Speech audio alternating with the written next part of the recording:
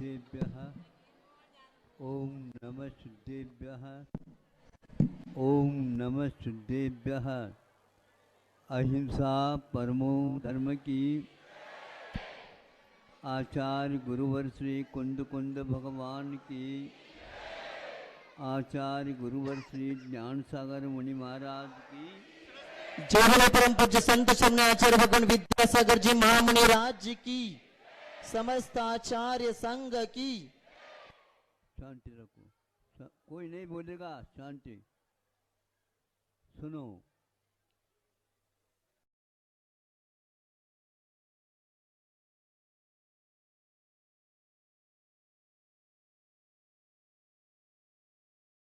जंगल है,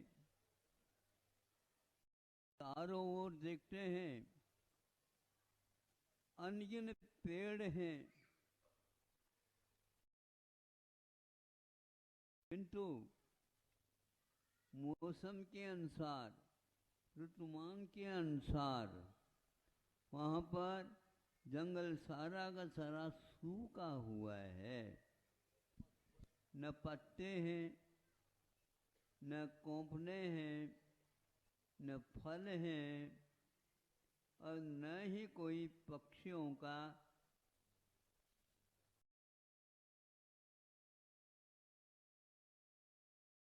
कलरव है। कोई भी ध्वनि नहीं, शांत है। वहाँ पर कोई आवागमन नहीं, क्योंकि ग्रीष्म का काल है।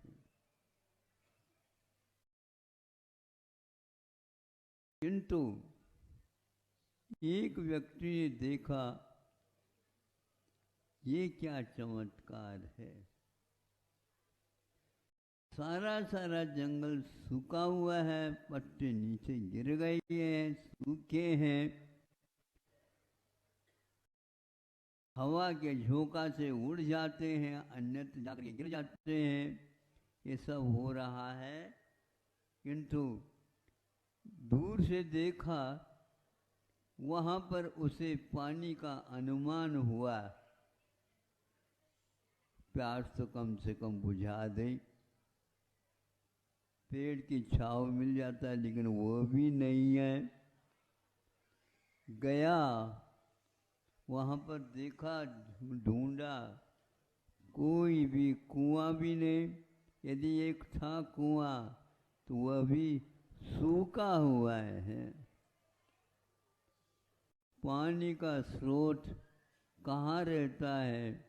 प्राय करके लोग पानी कहने से ऊपर देखते हैं, नीचे देखते हैं, आजू बाजू कोई नहीं देखता। वहां पर एक हरा भरा पेड़ दिखा। ये क्या आश्चर्य है। जाकर के देखा, उसमें एक अचार में बंद एक ग्रंथ मिला है।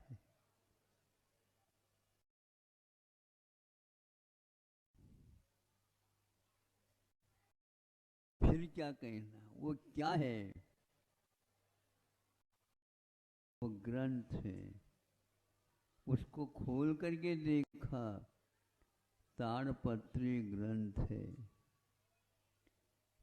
आज शास्त्र की क्या दशा हो रही है। शास्त्र दान कहते हैं, उपकरण दान कहते हैं।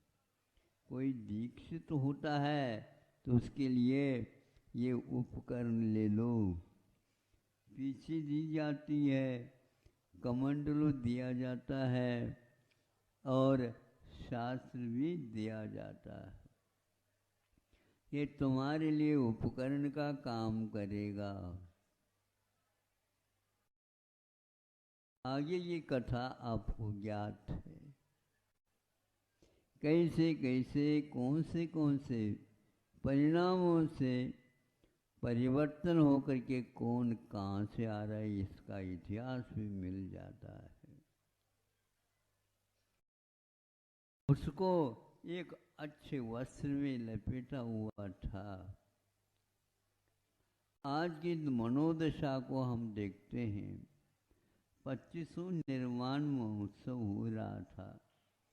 उस समय शास्त्र का क्या होना चाहिए रूप, इस समय इसमें दो मत हो गए। एक तो प्रकाशन करने के पक्ष में, और एक कहता नहीं, कतई हाथ नहीं लगाना चाहिए, हम शुद्ध नहीं हैं।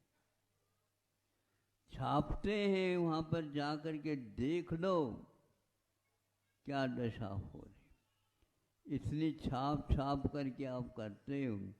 जो अक्षार बंद है उसका वस्त्र कहाँ, क्या किन किन वस्तुओं से बन रहा वस्त्र है, ये आप लोगों को मालूम नहीं। हाँ देखो हमारा वस्त्र कितना बढ़िया शुद्ध है, नहीं समझे, शुद्ध है। सफेद होने मात्र से शुद्ध नहीं होता, किंतु उसके लिए कौन से वस्त्र में लपेटे आप, ये भी तो देखो। पहले शास्त्र प्रवचन करने के लिए, स्वाध्याय करने के लिए उठाया जाता था। सावधान बोलते हैं, हम इस सावधान शब्द को आज नहीं सुन पा रहे हैं। मन में समाधान आहो तो कैसे आहो बताओ।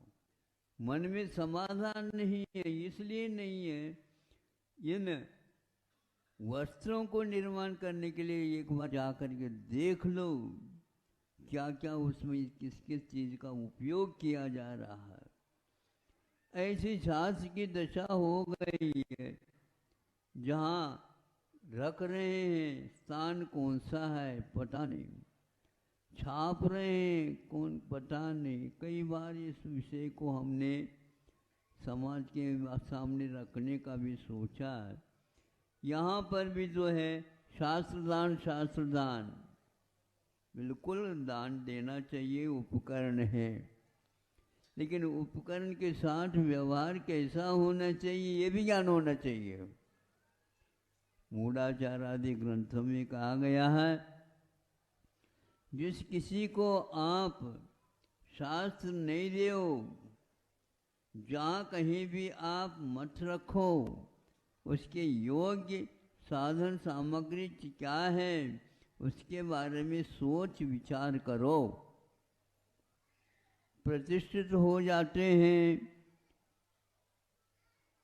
बिंब, उनके साथ व्यवहार जैसा किया जाता है वैसा आज जिनवानी के प्रति होता हो तो हमें बता देना। यदि नहीं होता है तो आपका विवेक ठिकाने पर नहीं है, शुद्ध होता है। यदि आपको इसके बारे में गहराई लेना है तो वो कहते हैं उस प्रकार के पत्रों में रखते थे। वो भोज पत्र भी होता है और ताड़ पत्र भी होता है। पहले कागज में ये नहीं रखे रहते थे और बड़े बड़े सेठ साहूकार के माध्यम से एक एक प्रति का लेखन करके और उसको रखा जाता था। धवला का इतिहास पढ़ो तो मालूम पड़ेगा किस स्थिति में वहाँ से दक्षिण से यात्रा करते हुए यहाँ पर आया। विद्वान है इसका अवलोकन कर सके।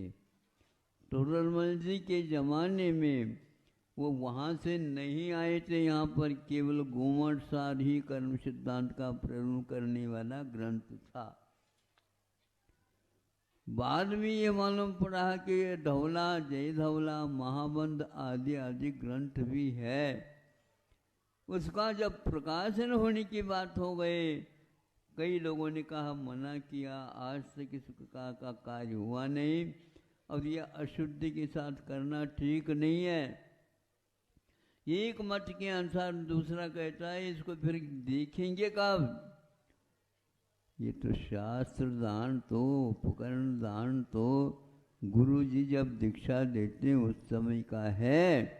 श्रावकों को तो केवल सुनने के लिए कहा गया है, क्योंकि नेमिचंद सिद्धांत चक्रवर्ती ने जब चामुंड राय राजा थे, सेनापति, उनके लिए बंद कर दिया और दूसरा विषय तो पूछा चामुंड राय ने कि ये क्या है?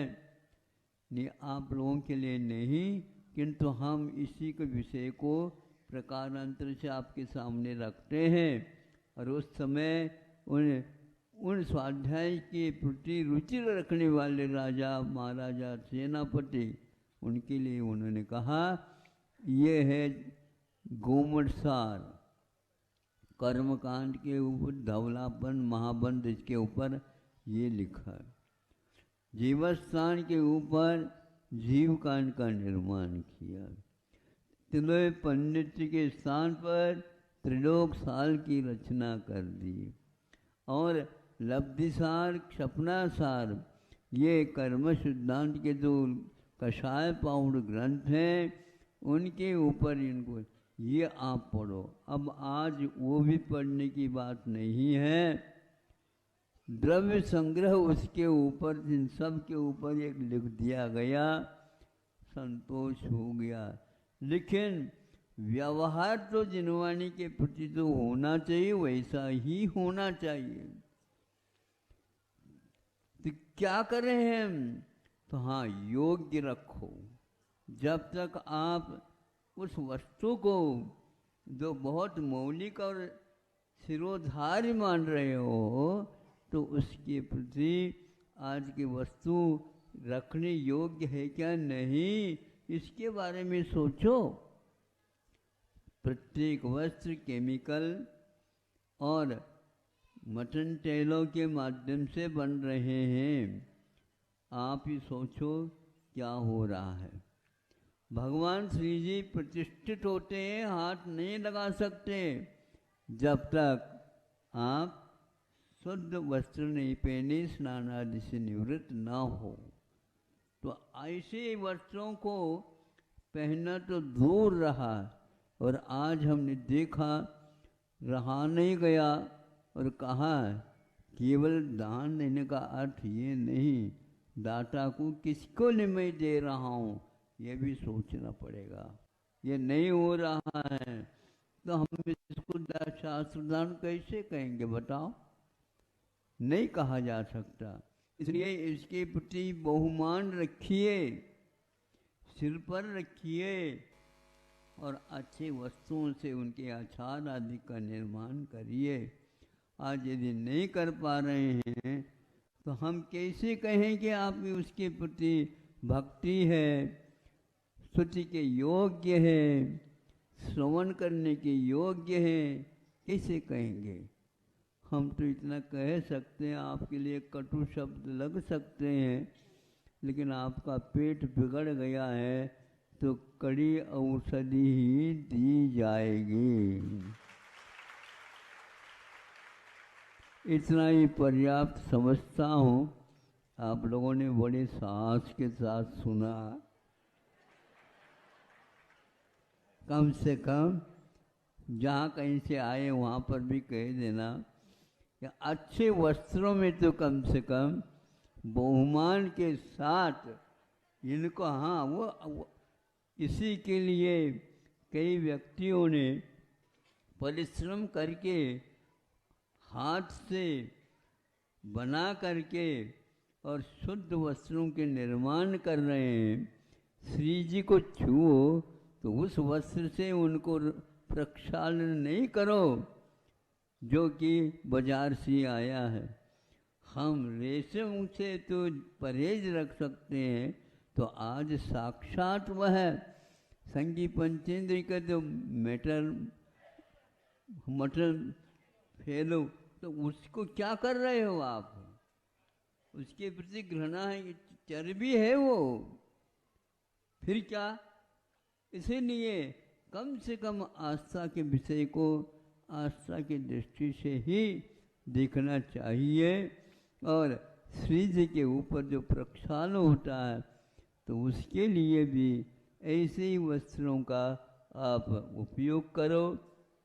जनवाणी के लिए भी ऐसे ही करो, और उसके छापने की प्रक्रिया को भी जाकर के देख कर के आओ। कोई मानने के लिए तैयार नहीं है। और खूब वहाँ मैं उदाहरण दे रहा था, मैं मूलाचार्य में कहा, जिस किसी को जिनवानी को श्रवण नहीं कराओ, जबरदस्ती आज शास्त्रों का व्यवहार कैसा हो रहा है आप देख लीजिए। आगे मैं कुछ कहना नहीं चाहता।